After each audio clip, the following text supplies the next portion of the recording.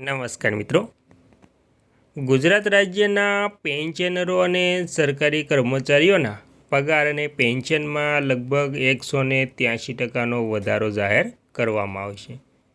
તો મિત્રો, હવે તમામ પેન્શનરો અને સરકારી કર્મચારીઓમાં એક ખૂબ જ મોટો આનંદ જોવા મળશે, કેમ કે તેના પગાર અને પેન્શનમાં સૌથી મોટો વધારો જોવા મળવાનો છે. તો મિત્રો, શું છે તમામ વાત તેની વિગતવાર આજે આપણે વાત કરીશું.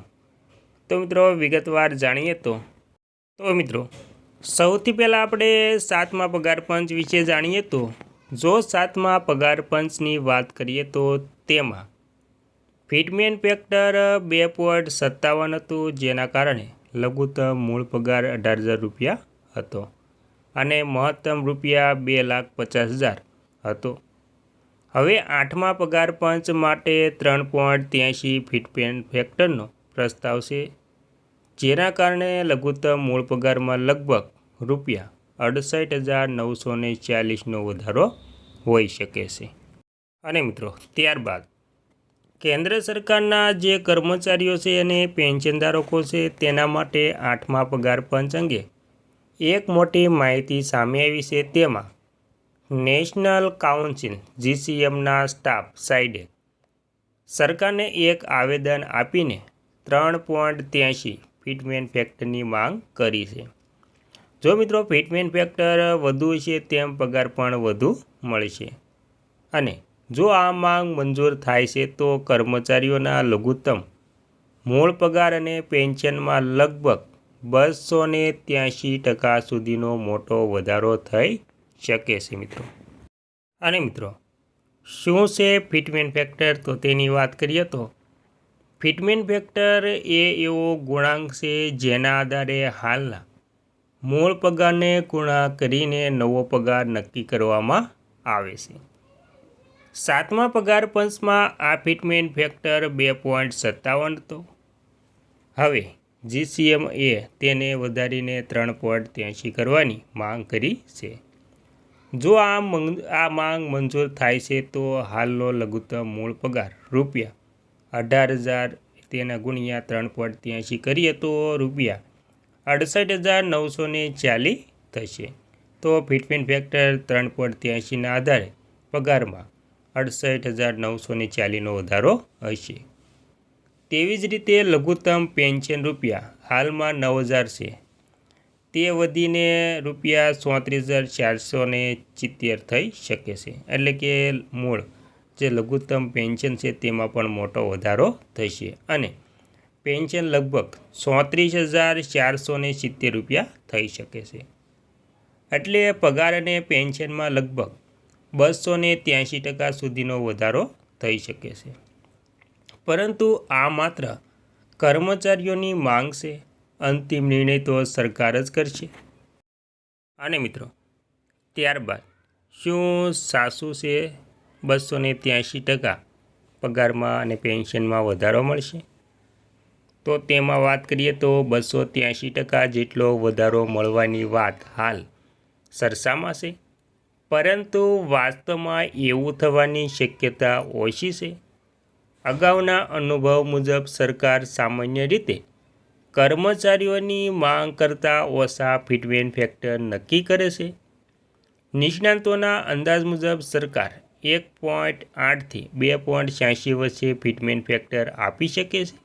તેથી વાસ્તવિક પગાર વધારો લગભગ 13% થી 35% વચ્ચે હોઈ શકે છે, 283 નહીં. તેમ છતાં આ કર્મચારીઓ માટે મહત્વપૂર્ણ વધારો ગણાશે. અને મિત્રો, કર્મચારીઓની અન્ય મુખ્ય માંગ શું છે? તો કર્મચારીઓએ અન્ય કેટલીક મુખ્ય માંગો પર પણ રાખી છે, જેમ કે ઓલ્ડ પેન્શન સ્કીમ OPS ફરી શરૂ કરી, એટલે કે જે જૂની પેન્શન સ્કીમ હતી તે પાછી શરૂ કરવી તેવી કર્મચારીઓની માંગ છે. ત્યારબાદ પગાર સ્તરોને ઘટાડીને માત્ર 7 લેવલ કરવી, હાઉસ રેન્ટ એટલે કે HRA 30% કરવું, વાર્ષિક ઇન્ક્રીમેન્ટ 3%થી વધારીને 6% કરવું, એટલે કે જે આપણું ઇન્ક્રીમેન્ટ 3% છે તેને વધારીને 6% કરવાનું, અને 30 વર્ષની સેવામાં ઓછામાં ઓછા 5 પ્રમોશન સુનિશ્ચિત કરવું.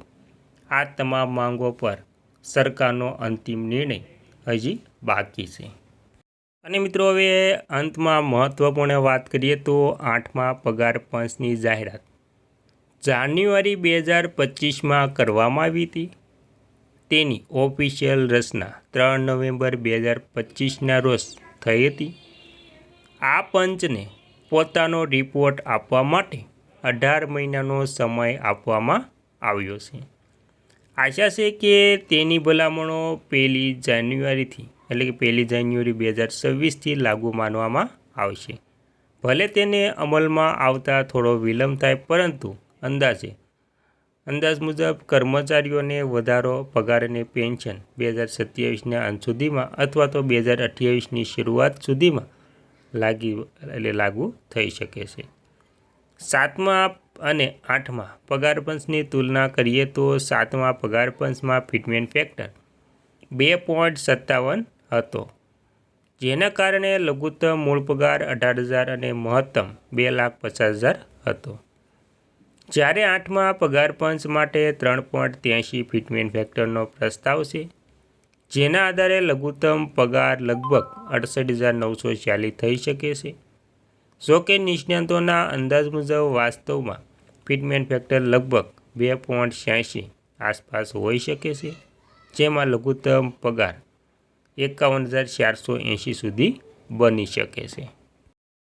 અને મિત્રો, હવે આપણે પેન્શનરોને શું ફાયદો થશે તેની પણ વાત કરી લઈએ તો 8મા પગાર પંચનો લાભ પેન્શનરોને પણ મળશે. તેની ભલામણો તમામ કેન્દ્ર સરકારના કર્મચારીઓ અને પેન્શનધારકો પર સમાન રીતે લાગુ કરવામાં આવશે. જે ફિટમેન્ટ ફેક્ટરથી હાલના કર્મચારીઓના પગાર વધશે, તે જ ફેક્ટરથી પેન્શન પણ વધશે. સાથે શક્ય છે કે 1 જાન્યુઆરી 2026થી અસર માનવામાં આવે અને તે સમયથી જ બાકી રહેલા પૈસા એરિયર્સ પણ આપવામાં આવે. તે પેન્શનરોને પણ મોટો ફાયદો થશે.